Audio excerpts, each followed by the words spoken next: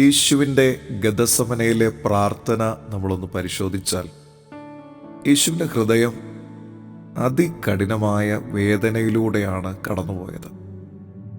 കഴിയുമെങ്കിൽ ഈ പാനപാത്രം എങ്കിൽ നിന്ന് നീക്കണമേ എന്നുള്ള ശബ്ദം തൻ്റെ ആദരത്തിലൂടെ പുറത്തു വരുമ്പോഴും താൻ പറയുന്ന ഒരു പദമുണ്ട്, എങ്കിലും എൻ്റെ ഇഷ്ടമല്ല, അങ്ങയുടെ ഇഷ്ടം നിറവേറട്ടെ. പ്രിയമുള്ളവരെ, നമ്മുടെ ജീവിതത്തിലും നമ്മൾ ഒത്തിരി വേദനയിലൂടെയും പ്രയാസങ്ങളിലൂടെയും കടന്നു പോകുമ്പോൾ ചിലത് നീങ്ങിപ്പോകുവാൻ നാം പ്രാർത്ഥിക്കാറുണ്ട്.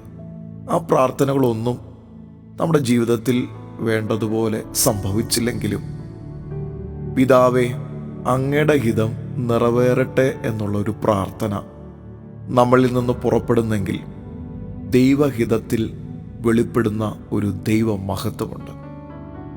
യേശുവിന് സഹിക്കാൻ കഴിയാത്ത വേദനയാണ് സംഭവിച്ചതെങ്കിലും പിതാവിൻ്റെ ഇഷ്ടത്തിന് വേണ്ടി ഏൽപ്പിച്ചു കൊടുത്തതുപോലെ നമ്മുടെ ജീവിതവും കർത്താവിൻ്റെ ഹിതത്തിനു വേണ്ടി ഏൽപ്പിച്ചു കൊടുക്കാം.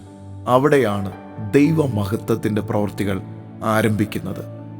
ദൈവഹിതത്തിനു വേണ്ടി ഏൽപ്പിച്ചു കൊടുത്ത പുത്രനിൽ വേദന സംഭവിച്ചെങ്കിലും പിന്നത്തേതിൽ മഹത്വത്തിൻ്റെ ഒരു ഉയർത്തെഴുന്നേൽപ്പ് സംഭവിച്ചതുപോലെ നമ്മുടെ ജീവിതത്തിലും ഒരു ഉയർത്തെഴുന്നേൽപ്പിനായി ദൈവഹിതത്തിനായി സമർപ്പിക്കാം. May God bless you all.